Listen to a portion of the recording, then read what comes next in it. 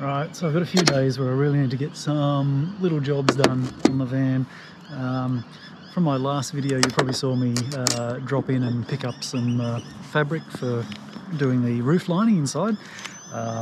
So I've kind of been having a look at that and planning out what needs to be done, getting all the getting the plans in place, and the cost is just stacking up and up. I need to buy a whole bunch of aluminium for it as well, to just trim some of the parts and make some brackets up and things like that. So given that I've already spent $100 on material and paint for the aluminium strips just cost me about $35 for a couple of spray cans. It's a little bit, it's just a lot of money. So I'm kind of shying away from buying the aluminium. I need about 4 pieces of aluminium as well to trim it all off. So that's going to be a little bit costly. Now, I did also buy some spotlights, as in floodlights. So I'm just going to mount these up, and at least then once they're bolted on, I can get on with the wiring and get them all hooked up. Because I spent so much time procrastinating today, it's quite late in the day, and I did have to run down the shops and get a few bits and pieces. Unfortunately, my mum lives a long way out of town, so it's like a half-hour drive into the shops. Very annoying. Yeah, the day's pretty much gone. It's pushing 4:30 now. It'll be dark soon. Not sure I'll be able to get the wiring done tonight, just because I'm going to run out of light.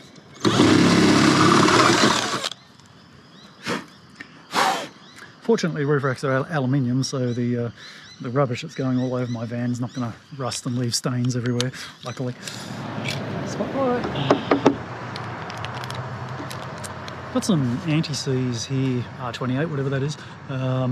It's just a substance to put on the threads to stop them seizing up. The guys in the bolt shop said that the stainless steel bolts on the stainless steel rivnuts have a habit of seizing up. Or in general, stainless on stainless does tend to seize up, so great. Kind of thought that's why we're buying stainless, so it didn't seize up, but anyway, apparently not.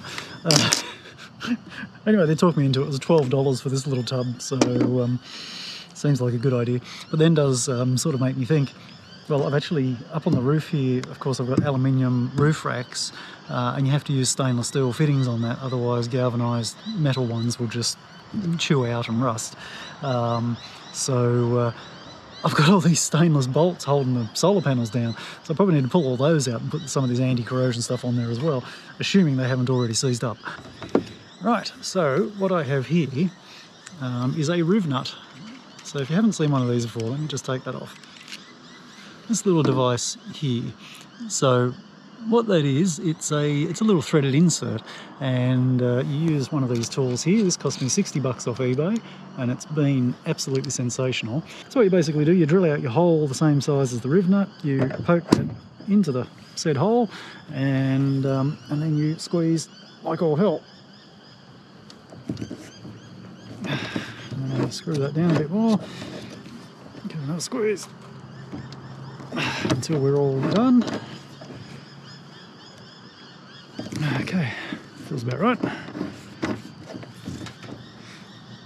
Yep.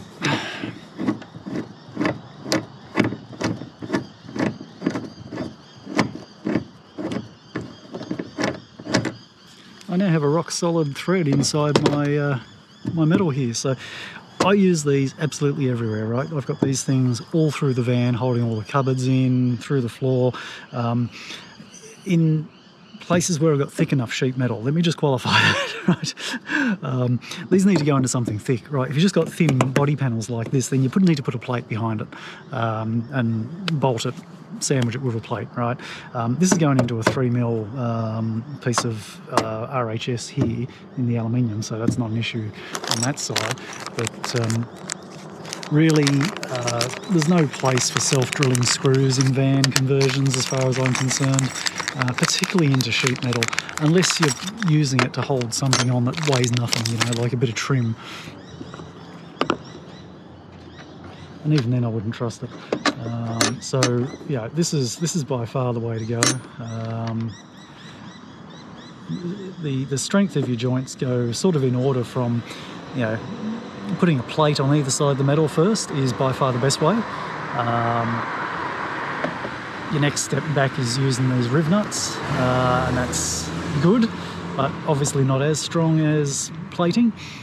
And then, you know, anything self-drilling is just like ridiculous. Don't even use it. Definitely starting to lose the light, so I don't know what time it is now, but it's getting dark. So there you go, that's the full rivnut kit there. Comes with a whole bunch of mandrels, different sizes up to M12. Yeah, M12. And it actually comes with a bunch of rivnuts as well.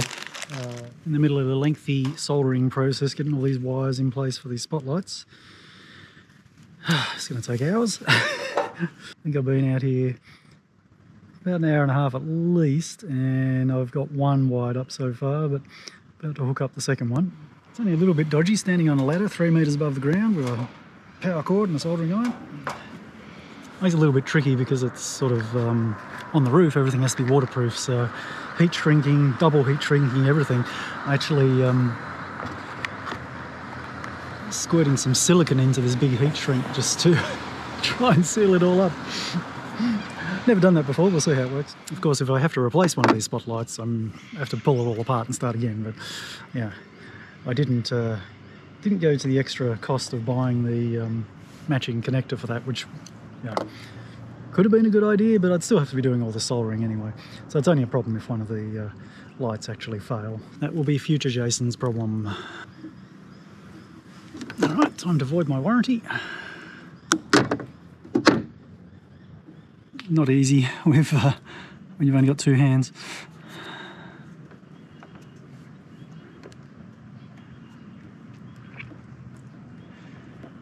In fact, very difficult. Come on. I'm not sure it's going to be good.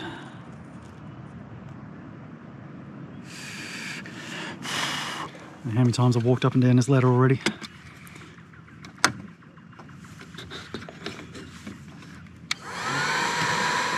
And surely I can't be the first person on earth to be squirting silicone into heat shrink. It's got to work, right? Try not to aim this at the van. Out of fear of damaging the paint.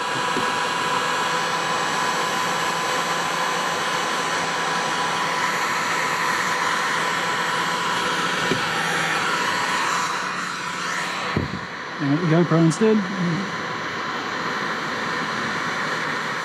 Alright, tuck the wire up, tied in place, and all done. Another cold, wet morning on the outskirts of Sydney here. So I got all the spotlights done. So basically got 2 on each side.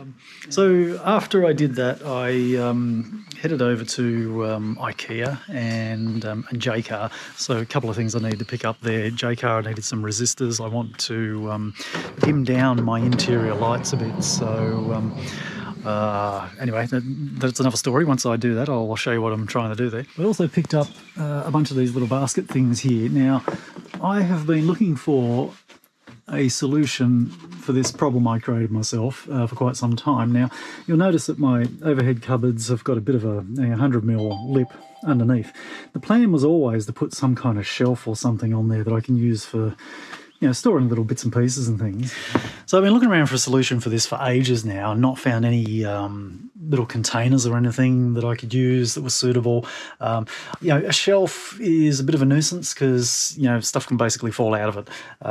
So what would have been better would be some sort of box type thing like that. Anyway, let me cut the waffle short. What I'm going to do is just basically slide those in underneath there, and then I can put bits and pieces in there, and I'll have a few USB plugs, so you know, I can charge a couple of things in those pockets as well when I'm sitting around. The longer story is that I actually got a $30 voucher for Ikea because I joined up to their Ikea club thing. They sent me this $30 gift voucher thing. So basically, this has just cost me $2. I got 3 of these baskets plus a bamboo chopping board, which I'm going to use as the wood to hold them in place. And the total cost was $32 on that. $30 discount. It cost me $2. So I've never tried to work with a bamboo thing like this before, so it's going to be interesting to see how it cuts. Some of the stuff I cut just frays and splinters and ends up in a complete mess. So I'll just square off the bottom of this piece first, and that'll give me an indication of how badly this is going to go. So basically the plan here is that I'm going to cut 50mm strips of the bamboo, and these will form the runners.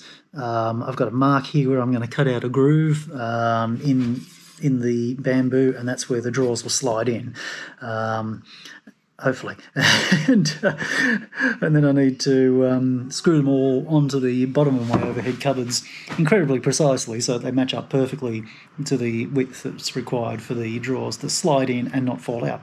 So there's plenty of room here to cock it up, and anyway, let's push on and see how we go. Just got to set my circular saw blade to exactly 8mm, which is the depth that I want for the slides for the baskets.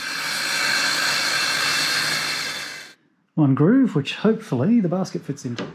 So I left a couple of mil clearance in there, which will probably mean they vibrate around when they're in the van, but I don't want to make it too tight. I have a bit of a habit of making things really tight, and then it just becomes difficult to use them. So we'll go with that. Well, there's all my grooves cut. Actually worked quite well. Just had to do sort of 4 runs in each slot with the circular saw, but it hasn't come out too bad. So now I'll just go through, cut up these 50mm lines, and that'll give me my little draw runners. That's a lot of sawdust. Got to have 6 little slides.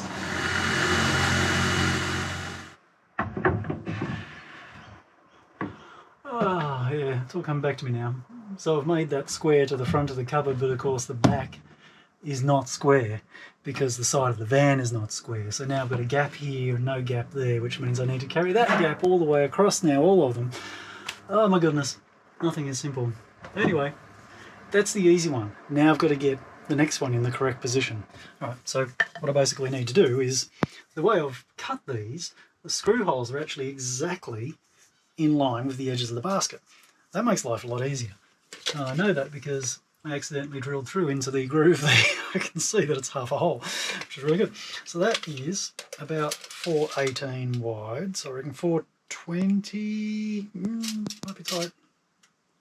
Let's go 420, let's make it too tight and difficult for myself. So we'll assume it's 420.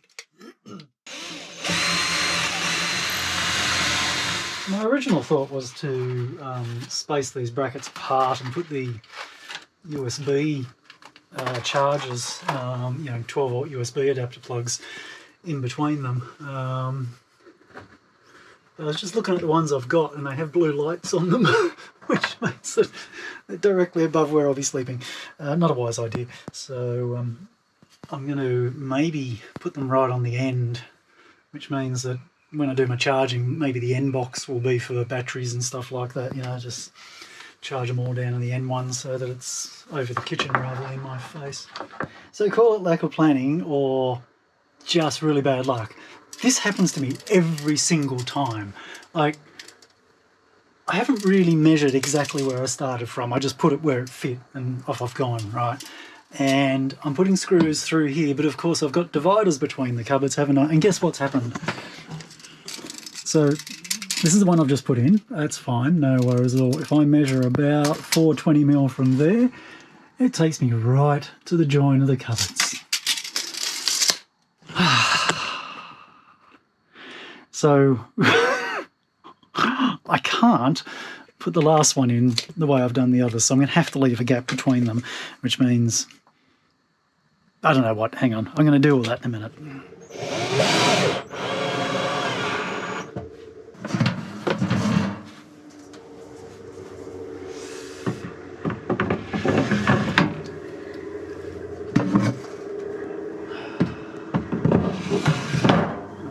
Beautiful. Alright, now to deal with this next one. So I think to get over this little issue, what I can do is put the USB plug bracket thingy in there, which then spaces the whole thing out, which will then mean that my mountain holes will be here, not right there. They are literally right, like bang on. I couldn't have got it there better if I tried. So maybe what I'll do is just leave a gap big enough to take that. Filling that gap might become future Jason's problem because I'm running out of patience doing things and I want to go somewhere. I move at glacial pace when I'm building things. You know, it just seems so slow. It took me half a day to do the wiring for the spotlights on the roof. What do you do? Anyway, tell you what, it was well worth making up this little bit of wood as a template for the holes. Otherwise, yeah, it would have been nasty. And I not only used it for drilling the cupboards, but I've used it for drilling I drilled those things with it as well. Dreamt up a solution for the catches. I've got some magnetic door latches, which I happen to have lying around.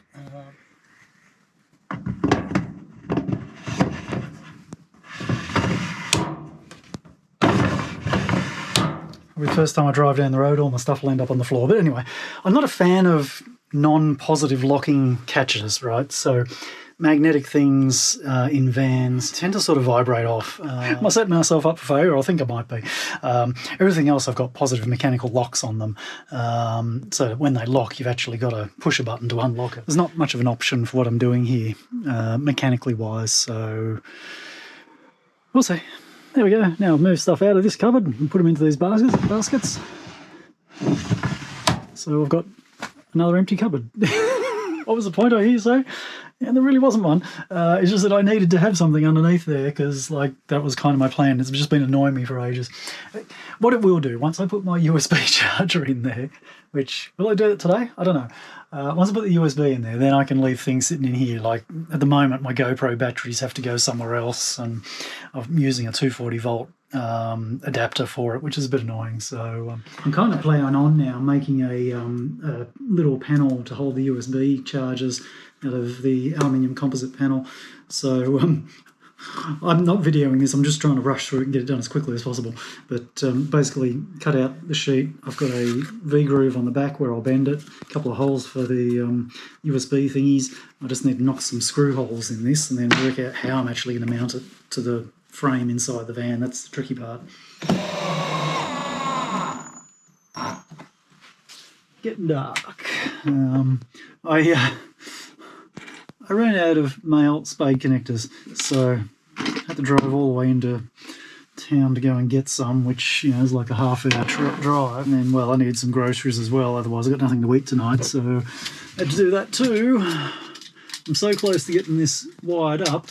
One thing I'm not certain about, though, is whether my power supply over here... Ooh, yep, it's live. That answers that question. Oops. Here we go. The final moment of satisfaction, where it all goes back together perfectly. Anyway, of course, probably can't see it on the camera now because it's so dark, but we do have blue lights. Hopefully not so bright they keep me awake. Anyway, that's kind of why I wanted them pointing forwards, because when I'm lying down here, I don't want them shining in my face. Alright, I've got to get out of here. I'm going insane. I can't stay in a house for any more than a few days. Man, it does my head in. It just... it feels so horrible. I don't know why it feels so bad nowadays, but since I've had a taste of this life, just living on the roads, doing whatever the hell I want, man, I just can't go back to a house. So anyway, I'm moving. I'm getting the hell out of here. So I managed to get a few things done over the last few days, which is good. It does make me wonder if I'm ever going to get my head lining done in the back there, the actual ceiling lining, because that's going to take me a long time to do. I have to break it down into small chunks and just do bit by bit, because I can't stay put this long. It just, oh man, it does my head in. Totally does my head in. Anyway, back on the road. As you can see, I'm a little bit anxious, and I'm totally over this. I just need to be somewhere nice right now, so... I'm heading up north again. It's too cold to go south or anywhere else up to mountains or anything like that, so it's going to be north coast again. I've got a 3-week window now where I don't have to support my mum with anything, so I might head a little bit further up the coast. Anyway, let's see what happens. So I've done my first drive now after the little mods that I did. My little shelves have survived. I'm in the Wadigans National Park, so I'm up on top of a mountain, up at a lookout, and it was on a gravel road.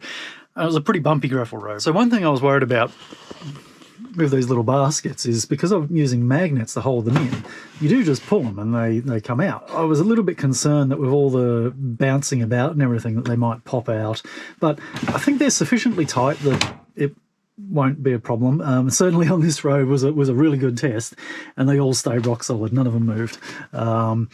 So I think that's looking all right. Yeah, it's probably going to work okay. One of the other things I did was modify my lighting. So if you sort of look up above my head there, okay, it's my temporary lighting. It's just dangling from the roof with bulldog clips. But before I had a switch running the front one and then a separate switch running the back one. So what I've done now, I put a resistor in one of the switches and I've wired them both together. But what it allows me to do is have a dim mode, so I can turn that one down, and then the lighting's much dimmer. So I think normally when I'm getting around in places where I want to be a little bit, less conspicuous, I'm not going to use the word stealth. Stealth is just dumb. It's just a ridiculous concept. Everybody knows what you're doing. Anyway, if I want to be less conspicuous, I've got this dim mode, and then if I want to go nuts, bang, I can just flick it back up, and away we go. And even when it's in dim, I can still see quite well, so it works quite well. You probably won't read with that sort of light, but it's certainly enough to prepare food and all that sort of business. And the other thing I had, of course, was the external lights. Now, how do they look? There we go. Yeah, they're okay. Bloody hell. They're sort of combined flood and spotlight, so you see two really bright spots there where I've got the lights sort of angled down. I think I probably need to sort of angle them up a bit. And if we just go over to the other side, yeah, it looks pretty much the same. I've got them angled down as far as I'll go at the moment, but I think I could probably angle them up and maybe turn them slightly more outwards, because they're kind of sort of at 45 degrees to the van at the moment. Yep, I reckon that's probably enough lights. Studio quality lighting.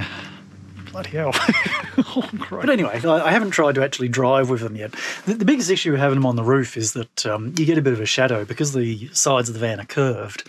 Unless you have the lights hanging out like 150 mil out from the roof, they're not going to get light all the way down to ground level. Ideally, what I would have is light at the tyres, so when I'm driving and parking, I can see where the tyres are. I can see, if I'm about to run over something. Yeah, I had this with my last van as well. It was the same thing.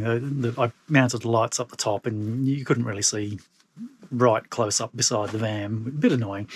One option would be to add some extra lights down low, and they don't have to be big ones. They could just be relatively dim little white lights, and that would just fill in that little hole down there. So it's an option, maybe one day. A bit of a nuisance to do it because I have to run the wires through, and all the wiring's done now, so it's a bit of a challenge. But anyway, overall, that's pretty good. I haven't actually, like I said, I haven't tried to park with them yet, but they'll be okay.